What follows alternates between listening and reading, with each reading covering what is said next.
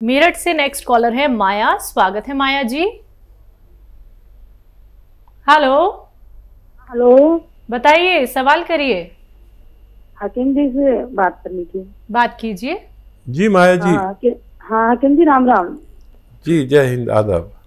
मैंने ना जैतून का सिरका मंगाया है, तो वो मुझे 1-1.5 महीने से खांसी, मतलब 2 महीने करीब हुई, खांसी जुकाम नहीं जा रहा, तो उसमें ले सकती हूँ कि नहीं ले सकती? हाँ, इसमें लहसुन और अदरक का जूस मिलाकर आप ले सकते हैं। तो उसके लेने का तरीका होगा कि फिर आपको 2 बार नहीं 3 बार लेना होगा, सुबह दोपहर शाम खाने के पश्चात।